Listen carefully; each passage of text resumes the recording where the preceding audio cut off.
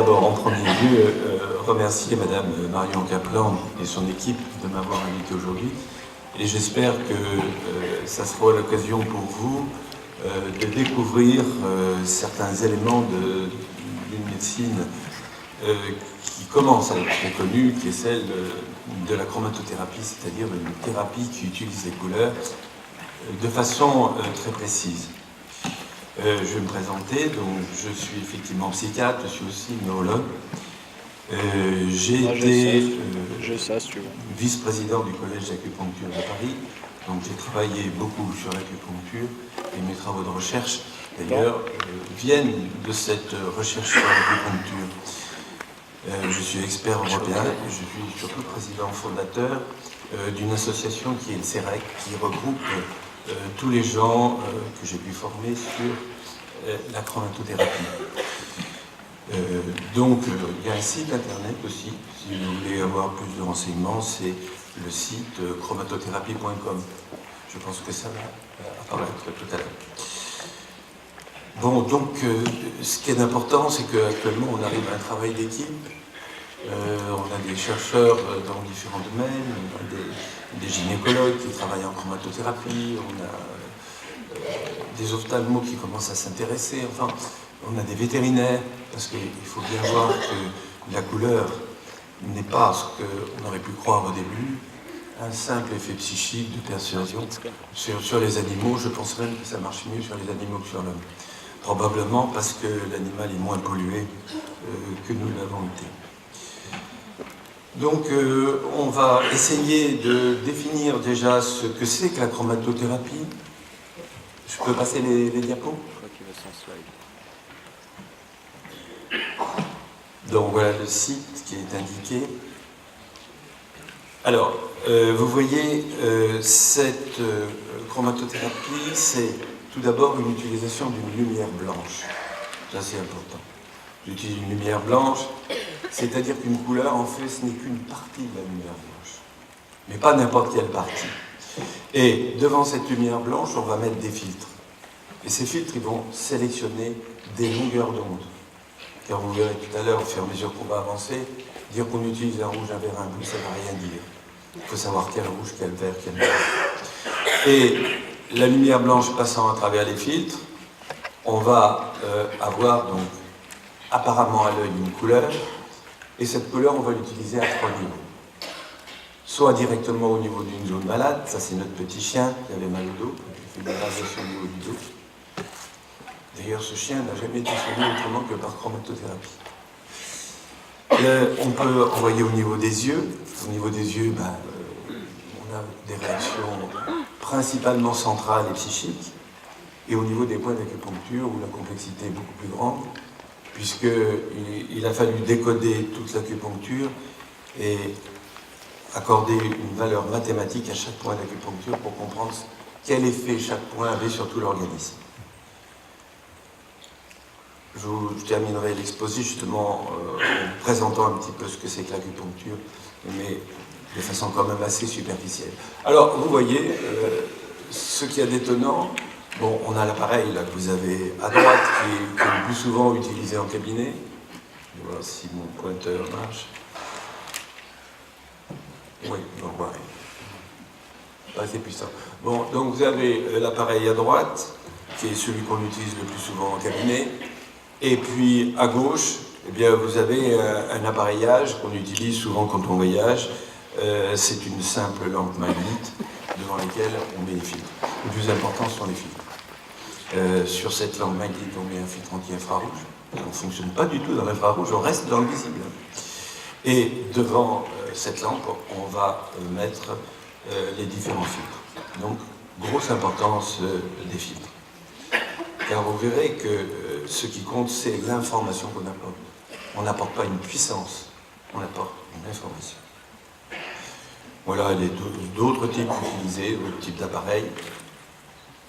Alors, bon, pour prendre un exemple d'une séance, prenons le cas de quelqu'un qui a un problème de traumatisme au niveau du cou, on va irradier 4 minutes par le rouge, puis on va changer le filtre, puis on va faire la couleur complémentaire pendant 50 secondes, et enfin on maintiendra la zone qui a été traitée 20 minutes à l'obscurité. Donc vous voyez, c'est apparemment très simple. Et le problème qui se pose en médecine, c'est que les gens se disent quoi, on ne fait que ça, et ça peut marcher. Et ça marche. Vous allez voir. Alors, je vais commencer par une expérimentation qui a été faite en laboratoire. Je ne sais plus, je crois que j'ai lu sur un site internet, vous savez, le docteur Agrapar, il parle de ces expérimentations, mais on n'a jamais rien vu de publié. Or, ben, il peut regarder, il trouvera en laboratoire, la faculté de Châtenay-Malabry a fait des expériences avec le professeur Nicole Pagès, le professeur Pierre Black et moi-même. Alors, on a travaillé sur des souris épileptiques. Pourquoi les souris épileptiques? Parce que c'est un laboratoire qui est spécialisé dans l'épilepsie. Et ces différents médicaments sont utilisés pour savoir ce qui peut le mieux protéger l'homme et empêcher d'avoir des crises d'épilepsie. Là, on a des souris qui sont quand même traitées de façon particulière, puisqu'elles sont carencées en magnésium, mais vraiment de façon très importante. Donc elles sont hyper sensibles à différents stimuli. Et on m'a dit un jour, écoutez, est-ce que vous pensez que vous pouvez avoir un effet antiépileptique? Je dis, il n'y a aucun problème, on doit pouvoir avoir un effet positif. Et on a irradié par les couleurs jaunes de la chromatothérapie des souris pendant 50 secondes, puis on les a mises dans l'obscurité. Et à la grande surprise de ces professeurs, ils ont constaté que l'effet était quelquefois supérieur aux antiépileptiques et bien souvent supérieur. Alors, surtout là, ce qu'il faut voir, c'est que vous voyez que la durée de convulsion de la crise est nettement plus courte par rapport au témoin qui est en blanc. Et d'autre part, il y a une récupération qui est infiniment plus courte. Donc ça a été un effet qui a beaucoup étonné. Et puis ils m'ont dit, mais ce qui nous étonnera encore plus, est-ce que vous pouvez aggraver la situation? J'ai dit, aucun problème. On va utiliser 50 secondes de violet qui a l'effet tout à fait opposé au jaune. Donc on a irradié nos souris 50 secondes, on les a mises dans l'obscurité 20 minutes, puis on les a exposées à un stimulus sonore. Regardez ce qui se passe. Eh bien, il y a une durée de convulsion qui est beaucoup plus longue. Et d'autre part, regardez au niveau de la récupération, aucune des souris n'a récupéré, toutes sont mortes.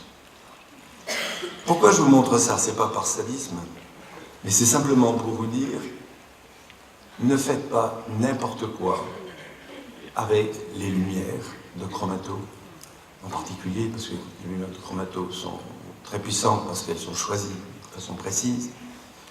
Mais quand je vois des gens faire n'importe quoi, n'importe comment, et dire je fais de la médecine par la couleur, j'ai peur. J'en ai vu quelques-uns qui sont allés à l'hôpital à cause de ça. Donc c'est la raison qui m'a poussé à déposer une marque qui s'appelle chromatothérapie. Pas chromothérapie, mais chromatothérapie. Cette marque nous permet de dire, bon, ben les gens qui ont un label, qui ont suivi une formation, ils pourront utiliser le terme de chromato, mais pas les autres. Donc, si la chromatothérapie est si efficace dans les domaines les plus variés, c'est bien parce qu'elle a un effet très puissant, mais quand on agit favorablement et de façon très forte dans un sens, on peut agir en sens inverse. On peut détruire les gens comme on peut les reconstruire. Alors, j'ai commencé par, avant de partir dans les raisonnements, expliquer comment ça peut marcher, j'ai préparé un certain nombre de diapos pour que vous voyez que la chromato, c'est pas quelque chose de philosophique, mais c'est vraiment une médecine à part entière. Et je vais vous montrer certaines pathologies qui se transforment sous l'effet de la chromato. Voilà une chose très simple que les esthéticiennes commencent à utiliser. Vous voyez, la jambe de gauche est très sèche et la jambe de droite a été traitée. Et quand on dit que la chromato est capable de provoquer un effet d'humidité, de sécheresse, de chaleur, de froid, on peut l'objectiver sans arrêt en médecine. Donc là, c'est une femme qui avait âgé de 80 ans. Et bien vous notez que la jambe à droite, c'est parfaitement hydraté. Alors, on va arriver progressivement à des photos très dures. Je préviendrai avant, et ceux qui souhaitent ne pas voir ces photos pourront fermer les yeux. Voilà un herpès débutant. C'est le truc embêtant par excellence, en sachant que les herpès génitaux peuvent très bien soigner, mais pas du tout en irradiation directe. Parce que ça, ce sont les traitements les plus simples que je vous montre, c'est-à-dire qu'on irradie directement la zone qui est atteinte. La chromatothérapie directe, c'est-à-dire qui irradie la zone atteinte, c'est lorsqu'il y a une agression, essentiellement du milieu extérieur. Un traumatisme, une brûlure, etc. Alors, voilà un herpès. Eh bien, écoutez, on irradie directement la zone. Voilà la vésicule. Et on va irradier uniquement cette zone par du verre, dans ce cas-là. Et 24 heures après, vous voyez que la vésicule a disparu. L'édème, il y a un édème sans vésicule. Et 48 heures après, c'est sec. On n'a pas toujours la chance d'intervenir si précocement. Là, vous voyez que l'inflammation a disparu. Mais on peut intervenir plus tardivement, alors que l'herpès est déjà vraiment en place. Alors vous allez voir une succession de photos. Il n'y a eu qu'un seul traitement. Une chose est importante, en chromato, on joue sur la réponse de l'organisme. Donc si on joue sur la réponse de l'organisme, quelquefois il peut y avoir une réponse le 3e, 4e jour. Ce qui fait qu'on ne fait jamais plus de traitements qu'une fois par semaine. Si vous le faites tous les jours, vous modifiez considérablement les réponses. Alors, voilà, ça c'est 24 heures après, 48 heures après. Voilà, donc 1 jour, 2 jours, 3 jours, 4 jours. Donc, on est arrivé à une disparition complète de l'herpès. Et, chose tout à fait étonnante, et ça, je ne sais pas pourquoi, vous avez des personnes qui font toujours des herpès au même endroit. Notamment, les femmes au moment des règles ont tendance à faire un herpès toujours au même endroit. Eh bien, si on les traite comme ça en chromato direct, on ne sait pas pourquoi, mais cette zone paraît comme vaccinée, et on ne voit plus d'herpès à cet endroit. Ça ne réapparaît plus à cet endroit. Un zona en période aiguë. Une pauvre femme qui est venue un jour avec un zona qui est complètement envahi.